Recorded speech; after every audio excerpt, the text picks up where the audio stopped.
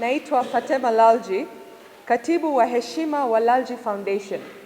Lalji Foundation imeingia makubaliano ya kushirikiana na Chama cha Wanawake Wajane Tanzania CCWWT ya kuwasaidia mitaji ili kufikia ndoto zao kwenye shughuli zao za ujasiriamali.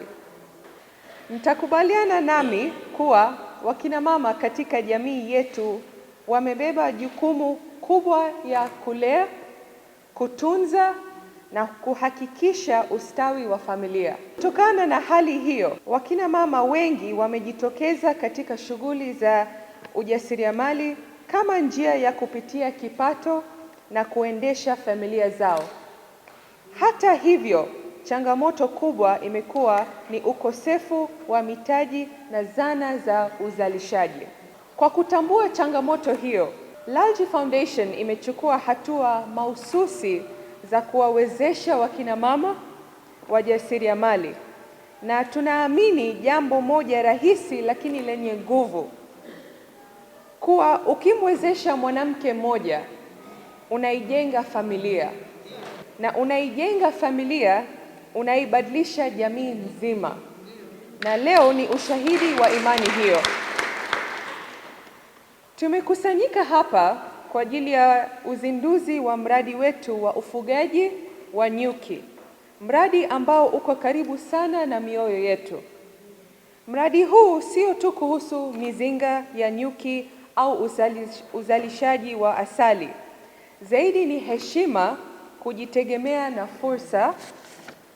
Mpango huu umeundwa mahususi kwa ajili ya kuwawezesha wanawake wajane, wanawake wenye kujibidiisha, wanawake wanaobeba majukumu makubwa kwa ujasiri na uvumilivu wa hali ya juu.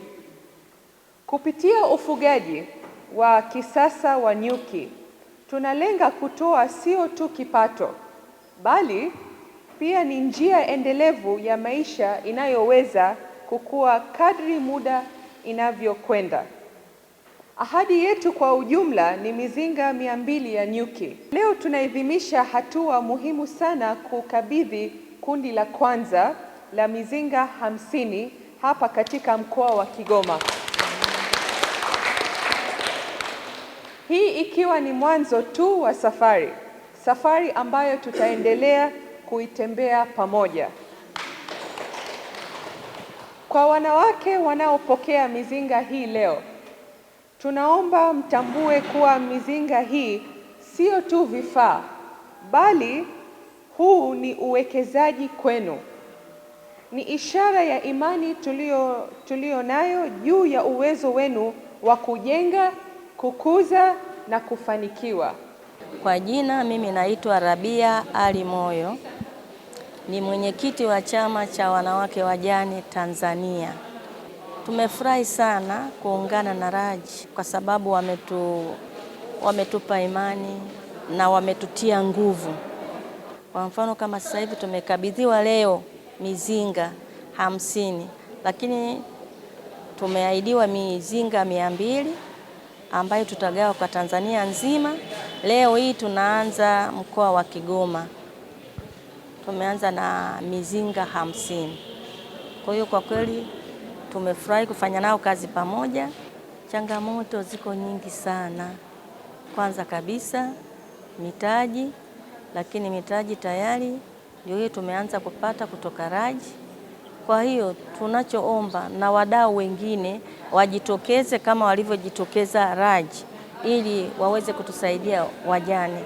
Mambo yako mengi, sio suluhisho sana, lakini limepunguza makali kwetu sisi wajane, kwa sababu tukishaanza huo mradi vizuri na tutaendelea na mambo mengine. Majina naitwa Daines Abi Kihoro, katibu wa wajane wa mkoa.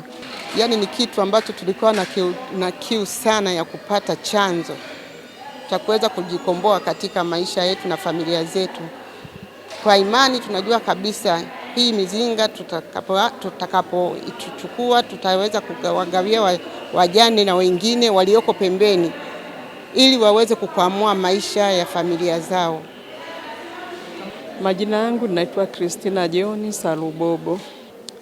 Mimi kama mama na shughuli tofauti, ni mfugaji wa kuku wa kienyeji, lakini kutokana na hii foundation ya Lodge kutushika mkono, nilikuwa natamani hata serikali iingilie jambo hili, kuwashika kina mama mkono, maana kina mama wengi wajane wana matatizo mbalimbali, na katika matatizo haya yametofautiana. Kuna kina mama wajane ambao baada ya kufiwa na waume zao, familia za waume zao zimewazulumu mali zao, kwa hivyo wanaishi maisha magumu wao pamoja na watoto wao.